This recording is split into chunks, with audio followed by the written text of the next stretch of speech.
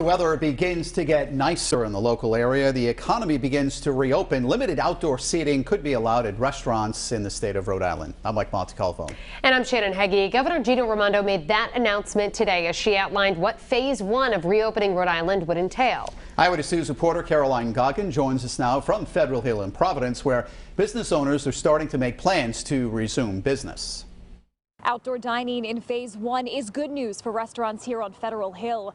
Now they're looking at ways to make the most of that option. As you can see from the drawing, tables must be set up in a way that ensures social distancing.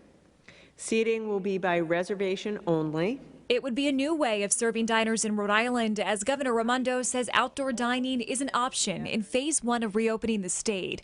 That's encouraging news for Gabriel Costantino, the general manager at Venda. We're ready to start up business again and not be closed, bring some employees back, get everybody working again. Costantino says his restaurant has been closed and most of his employees were furloughed.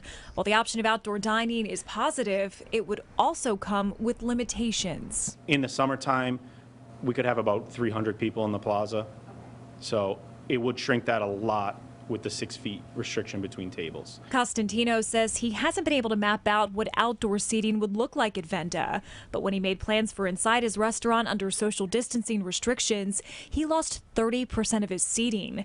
It's a reality many businesses on the Hill and across the state are now facing. We're at Andino's on Federal Hill. Typically on a good night, he can seat about 150 to 160 people out here on this patio. A lot more tables are going to have to be separated in order to do this, so they would lose about half, if not more, of that capacity with the 6 feet apart. Rick Simone, the president of the Federal Hill Commerce Association, says about 50% of restaurants on the Hill will more than likely skip outdoor dining in phase one because it isn't financially feasible. So he's getting creative. We are going to put a proposal together with the city of Providence to close Atwells Avenue in sections so that the restaurants can spill right out into the street. But he says that's only a Band-Aid and that right now the timing of these phases is key. If you're talking that we could be at phase two and have some new regulations in place before the end of May, then yes, that would make a big difference because you're talking about coming into Memorial Day.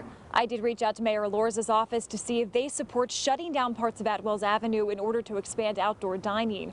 A spokesperson tells me that the city is just starting to consider its plans for reopening, and they'll be looking to state guidelines in order to better inform their decisions. Reporting in Providence, I'm Caroline Goggin, Eyewitness News.